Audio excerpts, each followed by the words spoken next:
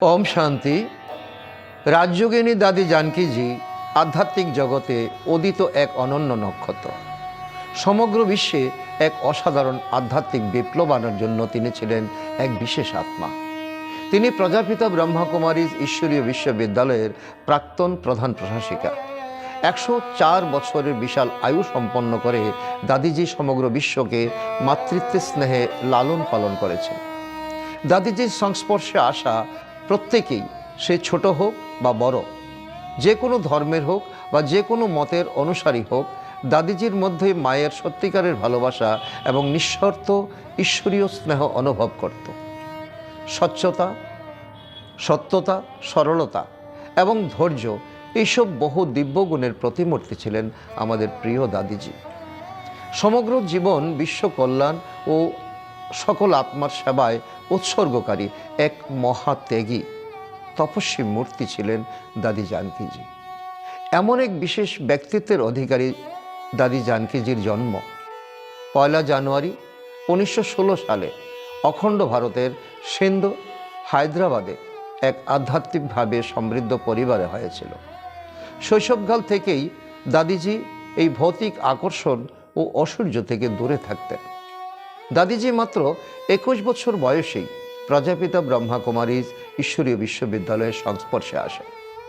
এই प्रतिष्ठानेर शाखार प्रतिष्ठाता पिताश्री प्रजापिता ब्रह्मा बाबाके प्रथमबार देखेई तिनि स्थिर करेन जे एटाई ओनार जीवनेर श्रेष्ठ करार सठिक पथ। सेई समय थेकेई दादीजिर जीवने एक असाधारण परिवर्तन आसते थाके। नारी माने दुर्बल नय, शक्तिशाली नारी शक्तिर प्रतिमूर्ति। এই কথাটি দাদিজি প্রমাণ করে দেখিয়েছিলেন।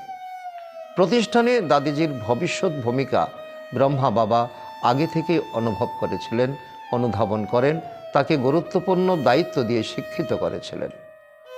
যজ্ঞের শুরুতে সকল দাদিরা টানা 14 বছর তপস্যা করেছিলেন, যার ফলস্বরূপ দাদিজির মুখমণ্ডলে সেই দিব্য আলোর জ্যোতি সূর্যের মতো উদ্ভাসিত হয়ে থাকত। शुरू থেকেই দাদিজি এই প্রতিষ্ঠানের সেবায় বিস্তারে বিশেষ ভূমিকা পালন করেছিলেন। 18 জানুয়ারি 1969 সালে এই প্রতিষ্ঠানের শাখার প্রতিষ্ঠাতা ব্রহ্মা বাবা ওনার স্থূলদেহ ত্যাগ করে অব্যক্ত হন। সেই সময় থেকেই এই প্রতিষ্ঠানকে এগিয়ে নিয়ে যাওয়ার দায়িত্ব এই দাদিজিদের উপরই ন্যস্ত ছিল। ব্রহ্মা বাবার পর দাদি প্রকাশমণিজি এই প্রতিষ্ঠানের প্রধান প্রশাসিকা হিসাবে দায়িত্ব গ্রহণ করেন। প্রকাশমণি দাদিজিকে আদর্শ হিসাবে গ্রহণ করে ওনার দক্ষ প্রশাসনের অধীনে দাদি জানকীজি হাতে হাত মিলিয়ে এই প্রতিষ্ঠানের সেবাকে বিশ্বজুড়ে বিস্তৃত করতে গুরুত্বপূর্ণ ভূমিকা পালন করেছিলেন। ঈশ্বরীয় নির্দেশ অনুযায়ী দাদিজি প্রথমবার 1974 সালে সেবার উদ্দেশ্যে বিদেশে লন্ডনে যান। দাদিজি বিদেশি ভাষা না জানলেও এবং সেখানকার রীতিনীতি ভিন্ন হওয়া সত্ত্বেও আত্মিক ভালোবাসার সামনে সেবার কাজে কোনো বাধা হতে পারে না, এ কথা তিনি প্রমাণ করে দেখিয়েছিলেন।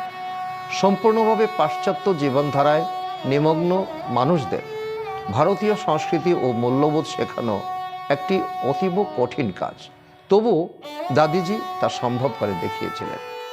নিজের অভিজ্ঞতা সম্পন্ন প্রবচন ও আদর্শ জীবনযাপনের মাধ্যমে তিনি প্রত্যেকের মধ্যে এক নতুন উদ্দীপনা জাগিয়ে লক্ষ লক্ষ মানুষকে বাঁচার কৌশল শিখিয়েছিলেন। একজন নারী হয়েও তিনি বিশ্বের 5টি মহাদেশে 100টিরও বেশি দেশে লক্ষ লক্ষ কিলোমিটার ভ্রমণ করেছেন।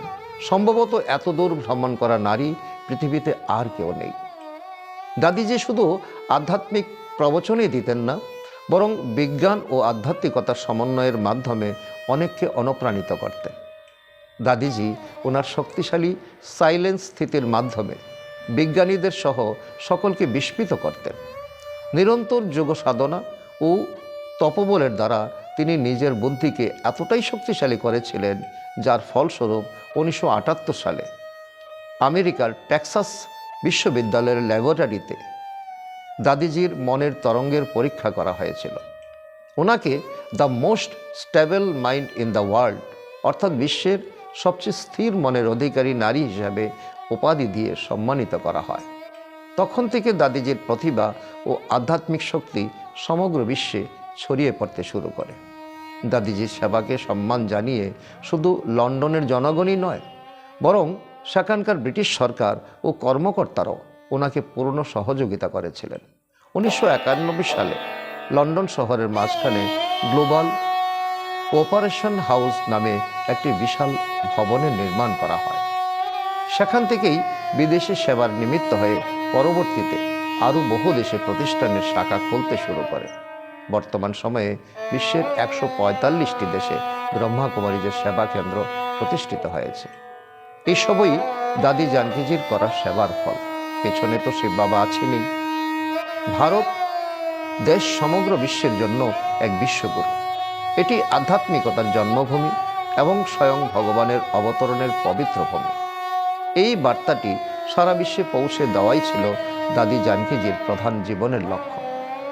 দাদিজির নেতৃত্বে বহু ধর্ম সম্মেলনের পাশাপাশি global cooperation for a better world, million minutes of piece appeal প্রভৃতি বহু আন্তর্জাতিক প্রকল্প আয়োজিত হয়েছিল। বিশ্বের সকল ধর্মের মানুষের সঙ্গে, ধর্মগুরুদের সঙ্গে, রাজনীতিবিদদের সঙ্গে এবং রাষ্ট্রপ্রধান সহ বহু বিশিষ্ট ব্যক্তির সঙ্গে দাদিজি সাক্ষাৎ করেছিলেন এবং বিশ্ব কল্যাণ ও উত্তম সমাজ গঠনের কাজে তাদেরও অংশগ্রহণের জন্য বিনয়ের সঙ্গে আহ্বান জানিয়েছেন এবং তারাও সাড়া দিয়েছেন। বিভিন্ন সময়ে দাদিজির হৃদয় এতটাই বিশাল ছিল যে তিনি শুধু আধ্যাত্মিক প্রবচনই নয়, সামাজিক সেবাতেও নিজের সহযোগিতা দিয়ে গেছেন। এই উদ্দেশ্যে 1997 সালে Janaki foundation for global health care নামে একটি ট্রাস্ট প্রতিষ্ঠা করা হয়। এই যজ্ঞের শুরু থেকেই জানকী দাদিজির সকল দাদিদের প্রতি গভীর ভালোবাসা ছিল। পরস্পরের সঙ্গে দেখা হলে তাদের নির্মল প্রেম, নিঃস্বার্থ ঈশ্বরীয় স্নেহ এবং একে অপরকে সম্মান জানানোর এই দৃশ্য খুবই মনোমুগ্ধকর লাগত। সকল দৈবীয় গুণ এই দাদিদের আচরণে প্রকাশ পেত। 1969 সাল থেকে 2007 সাল পর্যন্ত অর্থাৎ 38 বছর দাদি প্রকাশমণিজি এই প্রতিষ্ঠানের প্রধান প্রশাসিকা ছিলেন। 25শে আগস্ট 2007 সালে দাদি প্রকাশমণিজির দেহ ত্যাগ করে অব্যক্ত হন। তারপর 27 আগস্ট 2007 থেকে দাদি জানকীজি এই প্রতিষ্ঠানের প্রধান কার্যভার ও দায়িত্ব গ্রহণ করেন। ভারতের বহু স্থানে ভ্রমণ করে দাদিজি ওনার বরদানময় দৃষ্টি ও অভিজ্ঞতা সম্পন্ন প্রবচনের মাধ্যমে অসংখ্য আত্মাকে ঈশ্বরানুভূতি প্রদান করে তাদের মধ্যে শক্তি সঞ্চার করতেন। তিনি বহু আত্মাকে উৎকৃষ্ট জীবন গড়ার কৌশল শিখিয়েছিলেন। দাদিজিকে দেখা মাত্রই সবার মধ্যে এক নতুন উদ্যম, উৎসাহ ও আত্মবিশ্বাসের অনুভূতি জাগ্রত হতো। শুধু ভারতেই নয়, বিশ্বের 145টি দেশে অবস্থিত ঈশ্বরীয় সেবা কেন্দ্রগুলির পরিচালনাও দাদিজি দক্ষতার সঙ্গে পালন করতেন। নতুন বিশ্বের নির্মাণে নিবেদিত 40,000 ভাই বোনের জন্য দাদিজি ছিলেন এক প্রেরণার মূর্তি। দাদিজির করা সেবার প্রশংসা স্বরূপ 2011 সালে অন্ধ্রপ্রদেশের বিশাখাপত্তনমে অবস্থিত গীতম ইউনিভার্সিটি ওনাকে ডক্টরেট উপাধি দিয়ে সম্মানিত করে। ভারত সরকারের পরিচালিত স্বচ্ছ ভারত অভিযানের ব্র্যান্ড অ্যাম্বাসেডর হিসাবে দাদি জানকীজিকে নিযুক্ত করা হয়েছিল। পরিবেশ সংরক্ষণের ক্ষেত্রেও দাদিজির বিশেষ অবদান ছিল এবং জাতিসংঘের দ্বারা আয়োজিত বিভিন্ন বড় বড় প্রকল্পে দাদিজি ওনার প্রতিষ্ঠানের মাধ্যমে বিশেষ সহযোগিতা প্রদান করে গেছেন। এইভাবে সর্বদা সকল সেবায় নিমগ্ন থাকা দাদিজিকে স্বয়ং পরমাত্মা ওনার বরদানময় হাতে আশীর্বাদের মাধ্যমে অসীম শক্তিকে পূর্ণ করতেন। বাপদাদা সবসময় দাদিজিকে জনক বাচ্চি বলে ডাকতেন এবং সেই নামের উপযুক্ততা ভাবেই দাদিজি সর্বদা ট্রাস্টি হয়ে বিদেহী অবস্থায় থাকতেন। ভগবানের হৃদয়ে বিশেষ স্থান অধিকার করা এক অমূল্য রত্ন ছিলেন দাদি জানকীজি। পরমাত্মার জ্ঞান মুরলীর প্রতি দাদিজির গভীর ভালোবাসা ছিল। তিনি সবসময় বলতেন, মুরলী আমার প্রাণ। দিনে তাই বহুবার সেই মুরলী পরে মনন চিন্তন করতেন।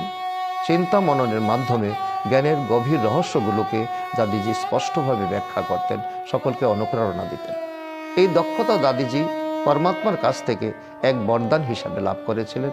ওনার শারীরিক স্বাস্থ্য যেমনই হোক না কেন, তিনি সর্বদা ইচ্ছাশক্তি ও দৃঢ় মনোবলের মাধ্যমে নিজের শরীরকে চালিত করতেন।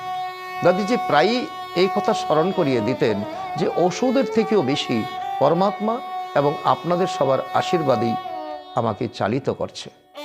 এইভাবে লক্ষ কোটি মানুষের হৃদয়ে স্থান করে নেওয়া দাদিজি ওনার সম্পূর্ণ কর্মাতীত অবস্থা লাভ করে 27 মার্চ 2020 সালে এই ভৌতিক দেহ ত্যাগ করে এক দিব্য ফরিস্তা হয়ে সেই ফরিস্তার জগতে সূক্ষ্মপতনে উড়ে চলে যান। ওনার স্মৃতিতে শান্তিবনে অত্যন্ত সুন্দর একটি শক্তিস্তম্ভ ভালোবাসার সঙ্গে নির্মাণ করা হয়েছে। আগামী দিনে এই শক্তিস্তম্ভ প্রত্যেকের মধ্যে আত্মিক শক্তি জাগিয়ে তুলে আত্ম উন্নতির জন্য এক তপস্যা স্থল হয়ে উঠবে, এই শুভকামনাই আমরা রাখি। দাদিজির দ্বারা করা এই বিশ্বব্যাপী সেবাকে সম্মান জানিয়ে ভারত সরকার 12 এপ্রিল 2021 সালে ওনার স্মৃতিতে 5 টাকা মূল্যের এক ডাক টিকিটও প্রকাশ করেছে। এমন অসংখ্য বিশেষ গুণে সমৃদ্ধ দাদিজি যদিও স্থূলভাবে আমাদের সবার থেকে দূরে চলে গেছেন, কিন্তু ওনার দেওয়া অমূল্য শিক্ষাগুলো, দিব্য অনুপ্রেরণাগুলো, ওনার কাছ থেকে প্রাপ্ত অলৌকিক স্নেহ ও শৃঙ্খলা এবং মধুর স্মৃতিগুলো আমাদের মন ও হৃদয়ে চিরকাল অমর হয়ে থাকবে। এমন এক বিশেষ দাদিজিকে আমরা সকলের পক্ষ থেকে আন্তরিকভাবে কোটি কোটি প্রণাম ও স্নেহ পুষ্পাঞ্জলি অর্পণ করছি। ওম শান্তি।